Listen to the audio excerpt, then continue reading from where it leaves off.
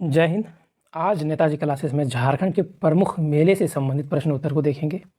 हम लोग कला एवं संस्कृति से संबंधित प्रश्न उत्तर को देख रहे हैं एमसीक्यू टाइप। उसी का ये अगला वीडियो है। वीकली 3 वीडियो देखते हैं और तो आज उसी से संबंधित प्रमुख मेले से संबंधित प्रश्न उत्तर को देखेंगे।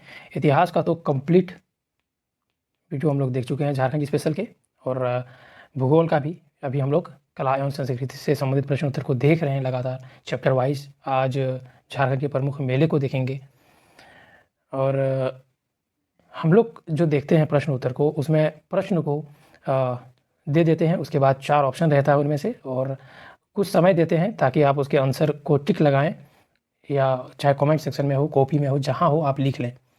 उसके बाद हम उसका सही आंसर बताते हैं और उसको फिर डिस्क्राइब करते हैं। तो चलिए देखते हैं। यह है पहला प्रश्न। श्रावणी मेला कहाँ लगता है? तो इसका जो आंसर है वो है ए, देवघर। श्रावणी मेला जो है वो देवघर में लगता है और सावन के महीने में लगता है। और झारखंड और बिहार में देवघर को बाबा धाम के नाम से बोला जाता है, यानी कि बाबा नगरी भी कहा जाता है इसे। बाबा धाम कहा जाता है या बाबा नगरी कहा जाता है इसे। और श्रावणी का मेला यहीं पे लगता है। और यहाँ बैद्यनाथ धाम की एक मंदिर है जो कि शिव की 12 ज्योतिर्लिंगों में से एक यहाँ पे स्थापित है देवघर में। और देवघर की जो ये मंदिर जो है वो किस राजा के द्वारा बनवाया गया था? तो पूरनमल राजा का नाम पूरनमल था। और इस मंदिर का जो निर्माण है 1556 ईस्वी के आसपास किया गया था।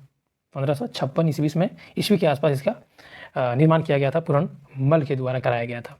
और इसका नाम बैद्यनाथ धाम कहाँ से पड़ा? बैद्यनाथ धाम जो पड़ा तो वेजू नाम का एक आदमी था, उन्हीं ने यहाँ पे जो शिवलिंग है इसकी खोज की थी, जिसको स्थापित किया गया है। और इसी वजह से देवघर को बैद्यनाथ धाम भी कहा जाता है। देखते हैं अगला 2 नंबर। हिंदू धर्मावलंबियों का प्रसिद्ध तीर्थ स्थल झारखंड में कहाँ है? तो झारखंड में जो प्रमुख या और प्रसिद्ध जो तीर्थ स्थल है हिंदू धर्मावलंबियों का, तो वो देवघर में है।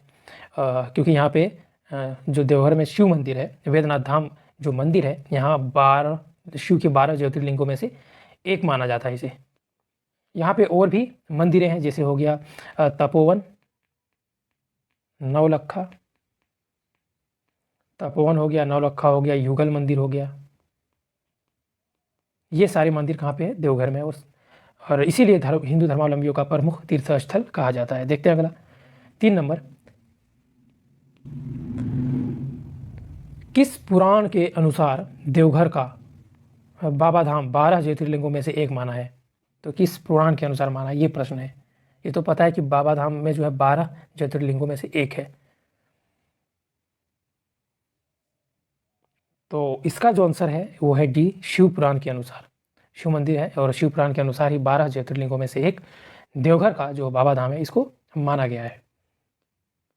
और इस मंदिर की स्थापना से संबंधित ये भी माना जाता है कि रावण के द्वारा भगवान शिव को लंका ले जाते समय, यानी लंका ले जाते समय यहाँ पे इसकी स्थापना हुई थी। अगला देखते हैं 4 नंबर। देवघर में श्रावणी मेला किस माह में लगता है?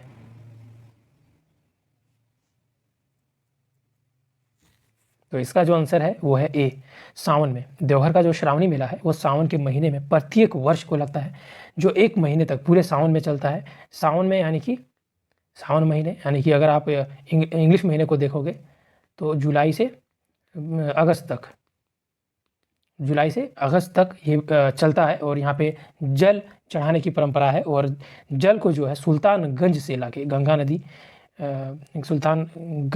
नदी से ला करके जल चढ़ाया जाता है बिहार से, जिसकी दूरी देवघर और सुल्तानगंज के बीच में जो दूरी है 98 किलोमीटर है। और इतना दूरी कांवड़ियों द्वारा पैदल यात्रा तय करके देवघर में लाके जल चढ़ाया जाता है।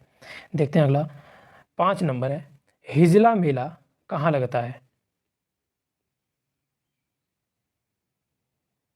तो हिजला मेला कहाँ पे लगता है? तो दुमका में। दुमका में हिजला पहाड़ी नाम का एक जगह है जहाँ पे एक पहाड़ी है जिसको हिजला पहाड़ी कहते हैं, और वहाँ गांव भी है, हिजला गांव। उसी के पास यहाँ पे मेला लगता है उस पहाड़ी के नीचे ही, और इसी के नाम पे यानी कि हिजला पहाड़ी के नाम पे ही इस मेले का नाम भी हिजला मेला पड़ा। देखते हैं अगला 6 नंबर, हिजला मेला को कब प्रारंभ किया गया था? तो हिजला मेला का प्रारंभ 1890 ईस्वी में किया गया था, जो कि दुमका का एक उपायुक्त था, उसके द्वारा शुरू किया गया था। उस वक्त तत्कालिक उपायुक्त था, उसका नाम है आर कॉस्टेयस। इन्हीं के द्वारा शुरू किया गया था, क्योंकि वहाँ पे जो सुदूर इलाके में संथाल लोग रहा करते थे, उन लोगों से के कल्चर के बारे में अंग्रेज़ों को बहुत ही कम जानकारी थी, और अंग्रेज़ द्वारा उसी कल्चर को जानने के लिए ये मेला का आयोजन किया जाता था, ताकि लोगों को जान सके, वहाँ के सुदूर इलाके में रह रहे संथालों के कल्चर को जान सके। इसका जो उद्देश्य था वो 3, एक सामाजिक, आर्थिक, राजनीतिक। शुरू करने का उद्देश्य हो गया एक सामाजिक, यानी कि कल्चर को जानना है, आपसी जो मतभेद है मिटाना है, और आर्थिक, बिजनेस, और जो सांस्कृतिक, सामाजिक, आर्थिक और सांस्कृतिक जो स्थिति है उसके बारे में अवगत करने के लिए अंग्रेज अपने जानकारी के लिए जानकारी हासिल करने के लिए इस मेले का आयोजन करता था। देखते हैं अगला, हिजला मेला कितने दिनों तक चलता है, अभी भी होता है? तो इसका जो आंसर है ऑप्शन डी हो जाएगा, यानी कि 4 इसका ऑप्शन हो गया। 7 दिनों तक चलता है, 1 वीक तक चलता है हिजला मेला, और प्रत्येक वर्ष को लगता है। यहाँ पे स्थानीय जो सांस्कृतिक दल होता है उनके द्वारा बहुत सारे नृत्य किए जाते हैं तरह तरह के, जैसे हो गया संथाला में जो प्रचलित नृत्य है, जैसे लांगड़ी हो गया, दोंग हो गया, जो भी है उनके जो पड़काहा हो गया, सोहराई नृत्य है जो आदिवासियों का सबसे जो प्रसिद्ध या सबसे ज़्यादा आदिवासियों में बड़ा जो त्यौहार है सोहराई, उसके दौरान जो किया जाता है सोहराई, उसकी भी नृत्य यहाँ पे प्रदर्शन की जाती है। और तरह तरह के खेल और मनोरंजन प्रतियोगिता भी किया जाता है इन 7 दिनों के अंदर ही। और इस मेले में संथालों का तरह तरह का जो शिल्प कला होता है उसका भी प्रदर्शन होता है, उसको भी संथाल बना के लाते हैं और यहाँ पे बेचते हैं। अगला देखते हैं 8 नंबर, हिजला मेला किस नदी के किनारे आयोजित होता है? तो इसका जो आंसर होने वाला है, ये तीनों तो ऐसे ही छट जाएगा, सिर्फ मयूराक्षी इसका आंसर होने वाला। मयूराक्षी नदी जो है ये त्रिकुट पहाड़ देवघर से निकलती है। त्रिकुट पहाड़ी जो है देवघर में, वहाँ से इसका उद्गम स्थल है, और फिर जाके पश्चिम बंगाल में गंगा नदी पे मिल जाती है। और मसानजोर में इसी मयूराक्षी नदी पर ही मसानजोर डैम है। मसानजोर का जो डैम है, जिसका पुराना नाम कनाड़ा डैम है। और झारखंड की नदियों में से गंगा नदी को तो जान रहे हैं, लेकिन झारखंड की नदियों में से अजय और दामोदर भी शामिल है प्रमुख नदियों में। तो अजय का जो उद्गम स्थल है मुंगेर है, बिहार, और दामोदर का उद्गम स्थल है चूल्हापानी लातेहार, लोहरदगा उद्गम स्थल है। और अजय जो नदी है वो भागीरथी में मिल जाती है पश्चिम बंगाल में, भागीरथी नदी में जाके पश्चिम बंगाल में मिल जाती है। और दामोदर भी जाके मिलती है हुगली में, हुगली नदी में पश्चिम बंगाल में, यानी कि हावड़ा के पास जाके मिल जाती है। और ये जो हुगली नदी है और ये जो भागीरथी नदी है, ये गंगा का ही एक विभाजक नदी है। जब गंगा का विभाजन फरक्का में होता है तो भागीरथी नदी कहलाता है, और आगे चल के उसी नदी को हुगली नाम पड़ जाता है। देखते हैं अगला 9 नंबर, जगन्नाथपुर मेला कहाँ लगता है? तो इसका आंसर जो है जगन्नाथपुर मेला जो है झारखंड में जो है कहाँ पे लगता है? तो जगन्नाथपुर रांची में लगता है। जगह का ही नाम जगन्नाथपुर पड़ गया है, क्योंकि यहाँ पे जगन्नाथ मंदिर है। और इसका जो निर्माण है वो ठाकुर एनी शाह द्वारा, जो कि एक नागवंशी राजा था, इनके द्वारा किया गया था। और इसका नाम जगन्नाथपुर क्यों पड़ा? क्योंकि इसका जो अनुसरण है जगन्नाथ मंदिर का अनुसरण करते हुए बनाया गया था, जो कि उड़ीसा में है। उड़ीसा के पुरी में जो है जगन्नाथ मंदिर, उसी का अनुसरण करते हुए इस मंदिर का निर्माण कराया गया था ठाकुर एनी शाह द्वारा। 1691 ईस्वी में इसको निर्मित किया गया था। जिस तरह से उड़ीसा के जगन्नाथ मंदिर में रथ यात्रा निकलता है, तो यहाँ भी रथ यात्रा निकाला जाता है। और रथ यात्रा के उद्देश्य से ही कुछ देर पे एक मोसी बाड़ी बनाया गया है। मोसी बाड़ी ऐसी मान्यता है कि जब भगवान कृष्ण का जब तबीयत खराब हो गया था तो अपनी मौसी बाड़ी में गया था और वहीं पे उनका इलाज हुआ था, तबीयत सही करने के लिए वहीं पे अपना गया था। तो इसी उद्देश्य से यहाँ पे मौसी बाड़ी का निर्माण किया गया था, जहाँ पे जगन्नाथ यानी जगन्नाथ भगवान कृष्ण को कहा जाता है, उनके भाई बलराम और बहन सुभद्रा की प्रतिमाओं का भी निर्माण यहाँ पे किया गया है इसकी मौसी बाड़ी में। और जुड़ीस यात्रा मौसी बाड़ी को तक ले जाती है और उसी को रथ यात्रा कहते हैं। और मौसी बाड़ी में वो 9 दिनों तक रहे थे, 9 दिनों तक। देखते हैं अगला 10 नंबर है, जगन्नाथपुर मेला का आयोजन किस महीने में किया जाता है? तो इसका जो आंसर है वो है आषाढ़। आषाढ़ माह में जगन्नाथपुर मेले का आयोजन किया जाता है प्रत्येक वर्ष, और आषाढ़ महीने के शुक्ल पक्ष द्वितीया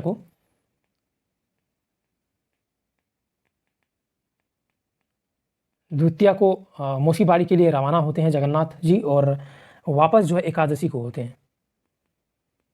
एकादशी यानी कि द्वितीया को गए और एकादशी को वापस होते हैं, यानी कि 9 दिनों तक मौसी बाड़ी में ठहरे थे, और इसी को रथ यात्रा कहते हैं। और जो रथ यात्रा वापस आती है लौट के, उसको घूर्ती रथ यात्रा कहा जाता है, घूर्ती रथ यात्रा कहा जाता है। चलिए अगला देखते हैं 11 नंबर, मुड़मा जत्रा कहाँ लगता है? तो मुड़मा जत्रा जो है रांची में लगता है, मुड़मा नाम का एक गांव में लगता है, इसलिए इसको मुड़मा जत्रा कहते हैं। मुड़मा तो गांव का नाम है, उसी के नाम पे पड़ा। और जत्रा का जो मतलब है, आदिवासी लोग मेला को जत्रा कहते हैं, मेला को जत्रा कहते हैं, तो उसी से इसका नाम पड़ गया मुड़मा जत्रा। अगला देखते हैं 12 नंबर, किस पर्व के 10 दिन बाद मुड़मा जत्रा का भव्य आयोजन किया जाता है? तो इसका जो आंसर है सी, दशहरा। दशहरे के 10 दिन बाद मुड़मा जत्रा का आयोजन किया जाता है। और मुड़मा जत्रा जो है 1 रात और 1 दिन के लिए होता है। इनमें 1 रात एवं 1 दिन, पूरे 1 रात और 1 दिन के लिए इसमें सांस्कृतिक और सामाजिक जो कार्यक्रम है उसका आयोजन किया जाता है। पहला दिन दोपहर से ही शुरू होता है और पूरी रात भर चलती है, जहाँ पे खेल तमाशे और वस्तुओं की खरीद बिक्री का आयोजन किया जाता है इस मेले में। और रात भर जैसे बढ़ती जाती है तो इसकी भीड़ भी बढ़ती जाती है, और सवेरे धीरे धीरे इसका भीड़ कम हो जाता है। देखते हैं अगला 13 नंबर, मुड़मा जत्रा के प्रारंभ का संबंध किस जनजाति के रोहतासगढ़ से भागकर आने से जोड़ा जाता है? तो इसका जो आंसर है यह है उरांव। उरांव जनजातियों के रोहतासगढ़ से भाग करके झारखंड आने से संबंध से जोड़ा जाता है मुड़मा जत्रा को, रांची में लगता है। और ऐसा मान्यता है, ऐसा कहीं लिखित प्रमाण नहीं है, लेकिन ऐसे मान्यता है कि जब मुगलों ने रोहतासगढ़ पे आक्रमण किया तो वहाँ रह रहे उरांव जनजाति भाग करके सोन नदी पार करके झारखंड में प्रवेश कर गए और पलामू में और रांची के क्षेत्र में बस गए। और जब रांची में प्रवेश किए उरांव, तो यहाँ रह रहे मुंडाओं से इसकी मतभेद हुई, मुंडाओं से इसकी लड़ाई हुई, लेकिन मुंडाओं को अपने बारे में बताया तो मुंडाओं ने इसे बसने का इजाज़त दे दिया। तो ये है उरांव जनजाति, इसका सही आंसर है। अगला ये 14 नंबर, झारखंड के किस क्षेत्र में टूसू मेला का आयोजन किया जाता है? तो इसका जो आंसर है बी, पंच परगनिया जो क्षेत्र है यहाँ पे टूसू मेला का आयोजन किया जाता है। और इसमें टूसू की प्रतिमा का निर्माण किया जाता है। टूसू की प्रतिमा का निर्माण करके उसे रंग बिरंग श्रृंगार से उसे सजा के एक निश्चित स्थान पे उसकी प्रतिमा को स्थापित कर देती है, और रात भर टूसू गीत गाया जाता है, और सूर्यदेव होने से पहले ही प्रतिमा का विसर्जन कर दिया जाता है, मूर्ति का विसर्जन कर दिया जाता है। तो इसका आंसर भी पंच परगनिया। अगला 15 नंबर है, किस मेले का संबंध पौराणिक कथा से है? तो इसका जो आंसर है ये है टूसू। टूसू जो मेला है इसकी संबंध है कथा से, पुरानी कथा से इसकी संबंध है। और इस कथा के अनुसार ऐसा कहा जाता है कि टूसू नाम की एक कुर्मी किसान की बेटी थी, इसका नाम ही टूसू था, कुर्मी किसान की एक बेटी थी। इसकी जो सुंदरता था, इसकी चर्चा जो उस वक्त का तात्कालिक जो क्रूर राजा था उसके कानों पे पड़ा, तो उसे हासिल करने के लिए राजा ने क्या किया, एक कुटिल चाल चला और किसानों का जो कर है उसको दोगुना कर दिया, दोगुना कर दिया। और दोगुना किया, जबकि वह उस वक्त भयंकर अकाल पड़ा था। इस अकाल के बाद भी राजा ने इसे डबल कर दिया और किसानों को परेशान करने के लिए तो टूसू ने क्या किया, किसानों के साथ मिलके राजा के अत्याचार का, उसके अत्याचार का क्या किया, विरोध किया। और इसमें जो इस विरोध प्रदर्शन में लगभग 100 से भी अधिक किसान मारे गए और टूसू खुद भी टूसू जो है वो खुद भी नदी में कूद करके अपनी जान दे दी थी, इसीलिए इसका मूर्ति को बसा के नदी में विसर्जन किया जाता है। देखते हैं अगला 16 नंबर, किस दिन टूसू महोत्सव एवं मेले का अंतिम दिन होता है? तो इसका जो आंसर है बी है मकर संक्रांति। मकर संक्रांति के दिन टूसू महोत्सव का जो है टूसू महोत्सव और मेले का अंतिम दिन होता है और इसके पूर्व रात्रि में जागरण भी होता है और इसमें जो है 8 प्रकार के अनाजों का भोग टूसू को लगाया जाता है और जो सवेरे सुबह होने से पहले पूर्व प्रातः काल से पहले ही इसके प्रतिमा को नदी में विसर्जन कर दिया जाता है। देखते हैं अगला 17 नंबर है, राम रेखा मेला कहाँ लगता है?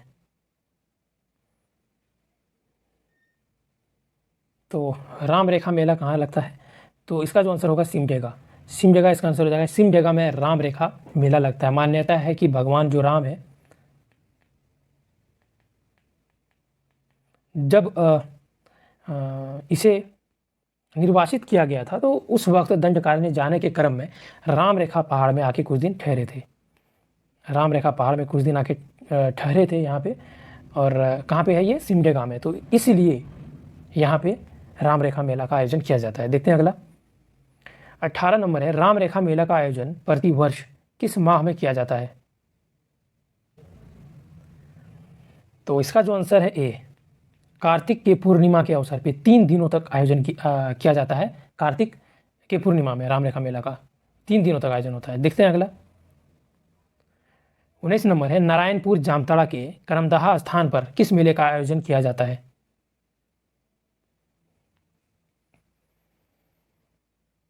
तो करमदहा मेला का आयोजन किया जाता है करमदहा नाम के स्थान पे। इसी के नाम, जगह के नाम, गांव के नाम पे ही इसका नाम है। और करमदहा नाम कैसे पड़ा? तो एक मान्यता के अनुसार दुखिया या दुखहरण जो महादेव है उसकी शिवलिंग की खोज किसने की थी? एक कर्ण नामक राजा ने। कर्ण नाम का एक महाप्रतिभी राजा है, राजा था, उन्होंने इसकी खोज की थी।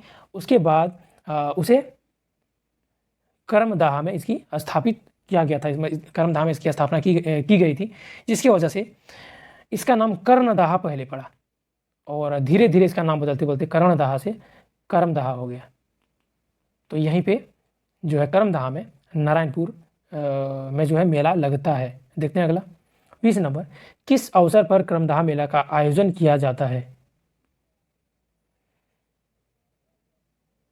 तो ये जो है ये भी मकर संक्रांति के अवसर पे ही करमदहा मेले का आयोजन प्रति वर्ष किया जाता है। और इस वर्ष अवसर पर जो है बाबा दुखहरण यानी कि भगवान शिव का जो मंदिर परिसर है वहाँ पे मेले का आयोजन किया जाता है। और ये जो बाबा दुखहरण जो है इसकी जो शिवलिंग है इसकी खोज की थी कर्ण नामक एक प्रतापी राजा ने, इसीलिए इसका नाम करमदहा पड़ गया। 15 दिनों तक चलने वाला यह मेला है और यहाँ के आसपास के लोग ही नहीं आते हैं बल्कि दूर दूर से भी लोग यहाँ पे करमदहा मेला को देखने के लिए आते हैं। देखते हैं अगला 21 नंबर है, बोकारो के किस स्थान पर हथिया पाथर मेला का आयोजन होता है? तो इसका जो आंसर है सी, फुसरो यानी कि बोकारो। फुसरो है बोकारो में, बोकारो जिले के अंदर में है। तो फुसरो के हथिया पाथर नाम का एक गाँव है जहाँ पे हथिया पाथर मेले का आयोजन किया जाता है। लोग यहाँ पे जो है सामूहिक स्नान करते हैं। यहाँ पे जो नदी है उस पर सामूहिक स्नान करके हथिया पाथर मेले का आयोजन किया जाता है। देखते हैं अगला प्रश्न 22 नंबर, किस अवसर पर हथिया पाथर मेला का आयोजन होता है? तो इसका भी आंसर है मकर संक्रांति। मकर संक्रांति के अवसर पे हथिया पाथर मेले का आयोजन किया जाता है हथिया पाथर गाँव के पास यानी कि फुसरो में, बोकारो जिले में। यहाँ पे जो है शिव मंदिर है और शिव मंदिर जो है नदी के निकट ही है और यहीं पे मकर संक्रांति के अवसर पे यह मेला आयोजन किया जाता है। यहाँ पे जो है श्रद्धालु अपनी मनोकामना लेकर के आते हैं और जिनकी मनोकामना पूरी होती है वो बलि भी चढ़ाते हैं। बलि भी यहाँ चढ़ाने की प्रथा है। चलिए देखते हैं अगला 23 नंबर, नूनबिल मेला कहाँ लगता है? तो इसका जो आंसर है दुमका, ए हो जाएगा। नूनबिल मेला जो है ये संथाल परगना दुमका जिले के केंद्र घाटा नाम का गाँव में लगता है। केंद्र घाटा नाम का गांव है जहाँ पे यह मेले का आयोजन किया जाता है। नूनबिल नदी के किनारे, इसका नाम पड़ा है नदी के नाम पे, नूनबिल नदी के किनारे। नूनबिल नदी के किनारे हर साल लगते हैं और यहाँ पे दूर दूर से जो देहात के लोग हैं यहाँ पे आते हैं और नूनबिल नदी के पास एक गर्म कुंड है, यहाँ पे स्नान करते हैं। यहाँ पे एक गर्म कुंड भी है, यहाँ पे स्नान करते हैं और ऐसा मान्यता है कि यहाँ पे स्नान करने पे कोई बीमारी नहीं होती है। चलिए अगला 24 नंबर, नूनबिल मेला किस अवसर पर लगता है? तो नूनबिल मेला भी जो है मकर संक्रांति के अवसर पे लगता है और ये एक वीक तक चलता है, पूरे एक हफ्ता तक चलता है। देखते हैं अगला 25 नंबर, किस जनजाति का प्रमुख मेला नूनबिल मेला है? तो नूनबिल मेला जो है ये पहाड़ियों जनजाति का जो है प्रमुख मेला है और पहाड़िया जनजाति जो है नूनबिल नदी के किनारे, नूनबिल नदी के किनारे नून बूढ़ी देवी, नून बूढ़ी देवी के पिंड पर, नून बूढ़ी देवी का जो पिंड है इस पे नमक भी चढ़ाया जाता है और बताशा, नमक बताशा चढ़ा करके इसकी पूजा करते हैं नून बूढ़ी देवी की। अगला देखते हैं 26 नंबर, बिंदु धाम मेला कहाँ लगता है?